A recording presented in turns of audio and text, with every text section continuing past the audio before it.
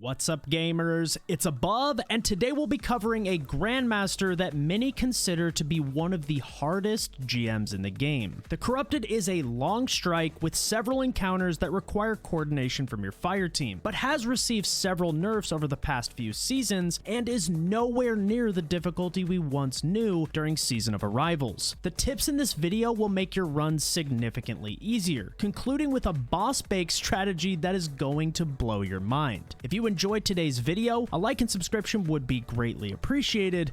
Now let's get into it. Starting with my recommended team comp, we used one Invis Hunter with Omnioculus, one Shadebinder Warlock with Aeon Souls, and one Well of Radiance Warlock running Aeon Souls as well. Invis Hunter allows you to skip past dangerous choke points in this Nightfall and reposition safely against Sadia in the boss room. Shadebinder provides top tier ad control in the elevator and boss encounters, while Well is used for survivability and an easy damage buff during the boss bake. Running two sets of Aeons allows you to alternate finishers, which means your entire fire team will always be topped off on heavy ammo. Controverse Warlock, Revenant Hunter, and Bonk Titan are all solid alternatives depending on your playstyle. As for weapon loadouts, we'll need to cover both Overload and Unstoppable champions and have the ability to balance ad clear, all three shield types, and have burst damage for the final boss as well. I recommend 3 Storm Chasers to maximize the 25% Arc Singe buff, 1 Divinity to manage Overload champions, 2 Unstoppable Scout Rifles, and 1 Overload SMG as a backup in case your div player goes down. We also used Wither Horde for ad clear and a Dead Messenger to cover the solar shields throughout this Grandmaster. And when you're not breaking solar shields, you can swap Dead Messenger to Arc to take advantage of the Singe as well. It's also worth noting that you do not want to use Divinity on the final boss. Techians are crit-based enemies, and you'll actually do less damage with div applied. Divinity is solely used to manage Overload champions and speed up our runs. If you don't have a Storm Chaser, Tarantula is the ideal alternative, but if you don't have either of them, a linear with decent damage perks should suffice. And Forbearance is an excellent alternative in the ad clear slot.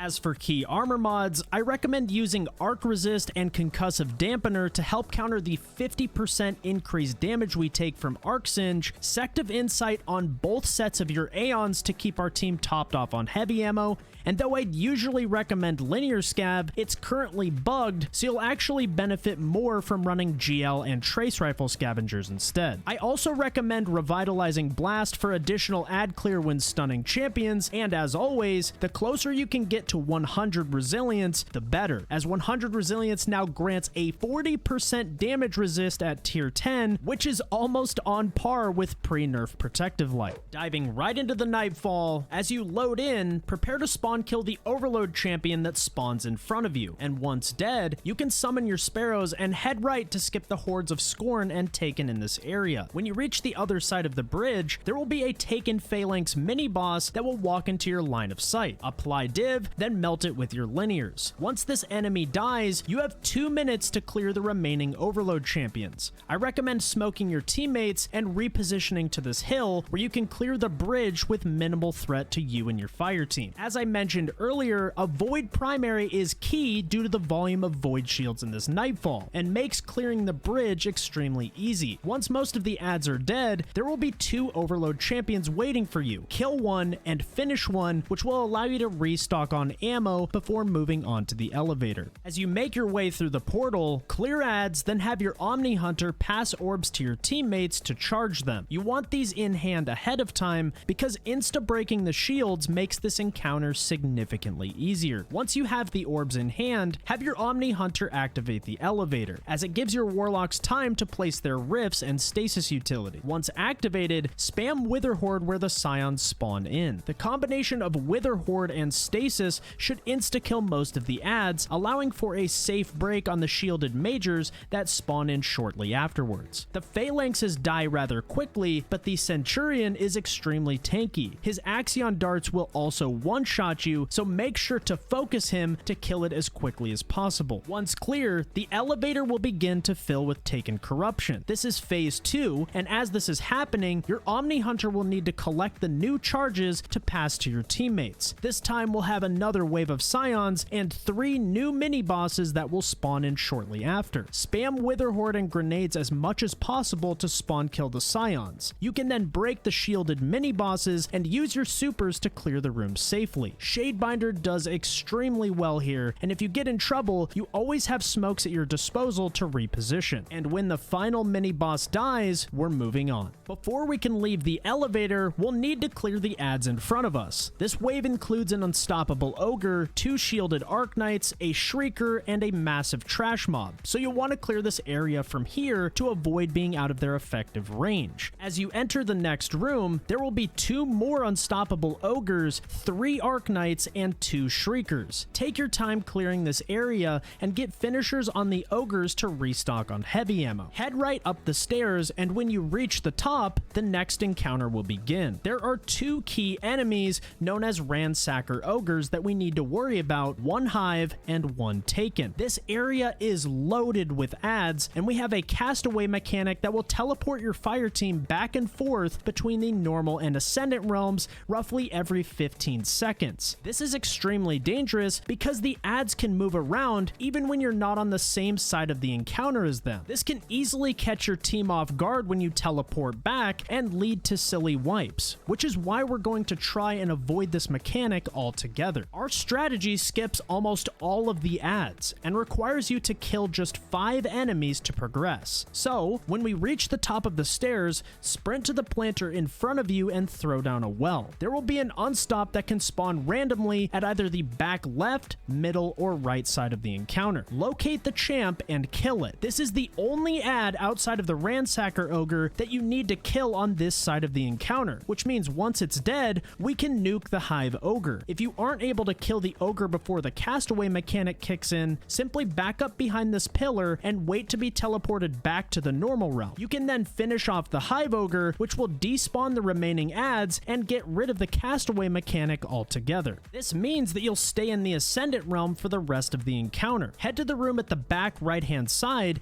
and bait the unstops towards you. As they enter, get them low and get finishers on both of the champions to restock on ammo. Then kill the taken ransacker ogre. This will despawn all of the adds except for 3 shriekers guarding the exit portal. You can head to the top right stairs, smoke your teammates, and skip past them as you head through the portal. And voila, we've completed the ogre encounter by killing just 5 enemies. As you jump through the portal, immediately turn around and take cover, as 2 unstoppable champions will be waiting for you. Get them low and get finishers to top off on ammo once again. Once dead, push up and clear out the thrall, followed by the void acolytes looming on the cliff sides. You can then focus on the unstoppable champion on the stairs below you, and then take their spot to kill the overload champions shortly after. Once both overload champions are dead, you can smoke your teammates and skip past the mini boss. As you descend, I like to jump to the first rock on the left hand side, then walk to the front right of the rock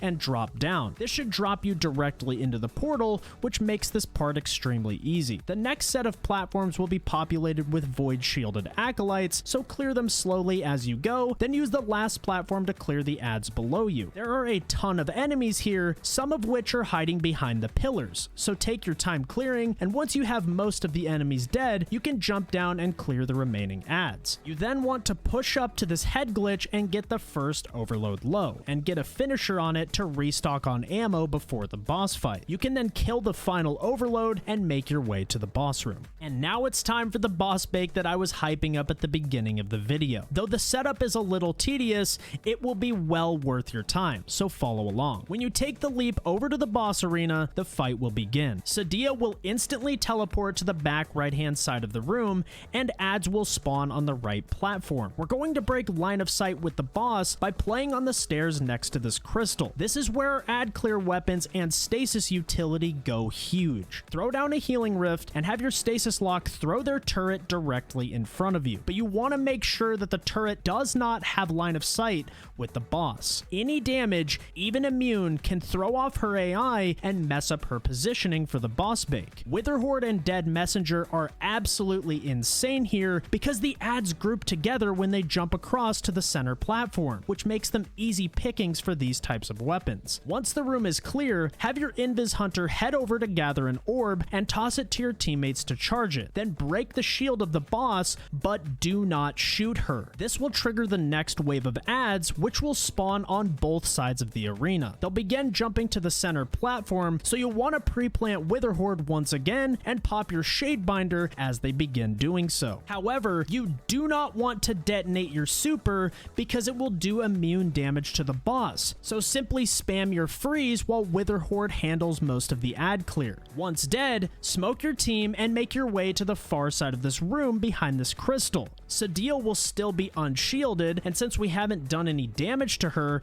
we have 2 damage windows to kill her before she leaves for the Ascendant realm. Wait for Sadia to make her way towards you. You're then going to throw down a well behind the crystal and have your Invis Hunter debuff the boss with their grenade. You'll then use all 3 Storm Chasers to bake her. DPS will start on the right platform, and after a few shots, she'll teleport to the left platform directly behind you. You shouldn't need to reload at all throughout this damage phase. Start by putting 2 Storm Chaser bursts each into the boss, but no more. You don't want to over damage her because if you take more than 50% of her health bar before she teleports, she'll leave to the Ascendant realm. So put in 2 shots each, then turn around and finish her off to make the corrupted Grandmaster Nightfall a GG. If you found this guide useful, a like and subscription would be greatly appreciated, and you can also catch me live on Twitch over at twitch.tv/above, where we've helped hundreds of people earn their Conqueror seals. Well guys, that's it from me. Thank you so much for watching, and I'll catch you next time.